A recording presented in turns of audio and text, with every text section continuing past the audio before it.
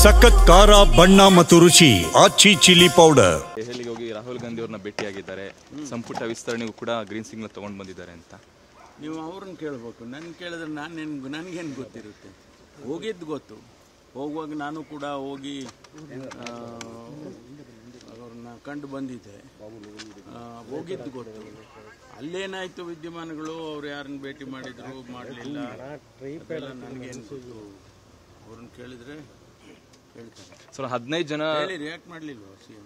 Sir ಒಂದು 15 ಜನನ ತೆಗೆದು ಹೊಸದಾಗಿ ಮುಖಗಳಿಗೆ ಅವಕಾಶ ಕೊಡಬೇಕು ಅಂತ ಅದೆಲ್ಲ ಅವರೇ ಹೇಳಬೇಕಲ್ವಾ. ಇದು it is the prerogative of the chief minister and the high command. High command ಈಗ ನಾನು ಕೂಡ ಈಗ ಪತ್ರಿಕೆಯಲ್ಲಿ ಓದ್ತಾ ಇದ್ದೆ, ಅನುಮತಿ ಕೊಟ್ಟಿದ್ದಾರೆ ಅಂತ. ಅಷ್ಟು ಬಿಟ್ಟರೆ ಬೇರೆ ಏನು ಗೊತ್ತಿಲ್ಲ ನಮಗೆ. ನಾಯಕತ್ವ DCM ಅವರು ಕೂಡ ಹೇಳಿದ್ದಾರೆ ಮಾತುಕತೆ ಆಗ್ತಾ ಇದೆ, ನಾವು ಮಾತುಕತೆ ಆಡ್ತೀವಿ ಇವತ್ತು ಅಂತ ಹೇಳಿದ್ರು. ಸರಿ ಆಯ್ತಲ್ಲ ಮತ್ತೆ. ಅಲ್ಲ, ಗ್ರೀನ್ ಸಿಗ್ನಲ್ ಸಿಕ್ಕಿದೆ ಅನ್ನೋದು ಬಹಳಷ್ಟು ದೊಡ್ಡ ಮಟ್ಟದಲ್ಲಿ ಚರ್ಚೆ ಆಗ್ತಾ ಇದೆ. ಹೈಕಮಾಂಡ್ ಈ ಸಲ ರೀಶಫಲ್ ಮಾಡುತ್ತೆ ಅನ್ನುವಂಥದ್ದು ಒಳ್ಳೆ ಮಾಹಿತಿ ಇಲ್ವಾ ಸರ್? ಒಳ್ಳೇದಲ್ರಿ. ಈಗ ಬಹಳ ದಿನದ ಬೇಡಿಕೆ, ಭಾಳ ಜನ ಮಂತ್ರಿಗಳಾಗಬೇಕು ಅಂತ ಅಪೇಕ್ಷೆ ಪಡ್ತಾಯಿದ್ರು. ಈಗ ಅನುಮತಿ ಸಿಕ್ಕಿದ್ದೆ ಅಂತಾದರೆ ಮುಖ್ಯಮಂತ್ರಿಗಳು ಮತ್ತು ಹೈಕಮಾಂಡ್ನವರು ಮಾಡ್ತಾರೆ. ಅದರಲ್ಲೇನು ದೊಡ್ಡ ಏನು ವಿಚಾರ ಏನು ನನಗೇನು ಅನಿಸಲ್ಲ.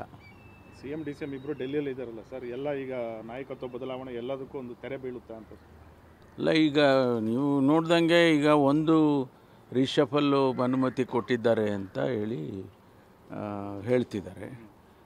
ಮಾಧ್ಯಮದಲ್ಲೂ ಹೇಳ್ತಾರೆ, ಎಲ್ಲ ವಿಷಯಗಳು ಹೊರಗಡೆ ಬರ್ತಾಯಿದೆ. ಅದಾದಮೇಲೆ ಬದಲಾವಣೆ ವಿಚಾರ ಏನು ಅನ್ನೋದು ನೀವೇ ಊಹೆ ಮಾಡಬೇಕು. ರಿಷಫಲ್ ಆದಾಗ ನಾರ್ಮಲಿ ಬದಲಾವಣೆ ಆಗೋದಿಲ್ಲ. ರಿಷಫಲ್ ಮಾಡ್ತಾರೆ ಅಂತ ಅದು ಒಪ್ಪಿಗೆ ಆಗಿದ್ದರೆ ನಾಯಕತ್ವ ಬದಲಾವಣೆ ಇಲ್ಲ ಅಂತ ಆಯಿತು. KPCC ಅಧ್ಯಕ್ಷರದು ಒಂದು ಸ್ವಲ್ಪ ಇದೆ, ಅದ್ರ ಬಗ್ಗೆ ಏನಾದರೂ ಫೈನಲ್ ಮಾಡ್ಬೋದಾ ಸರ್? ನೆಕ್ಸ್ಟ್ ಎಲೆಕ್ಷನ್ಗಳ ಕಡೆನೂ ಕೂಡ ಫೋಕಸ್ ಮಾಡಬೇಕಾಗುತ್ತೆ. ಬಿಹಾರ ಎಲೆಕ್ಷನ್ನ ಎಫೆಕ್ಟು ಎಲ್ಲ ಹೈಕಮಾಂಡ್ನವರು ನಿರ್ಧಾರ ಸಮಯ ಸಂದರ್ಭ ನೋಡಿಕೊಂಡು ಹೈಕಮಾಂಡ್ನವರು ತೀರ್ಮಾನ ಮಾಡ್ತಾರೆ.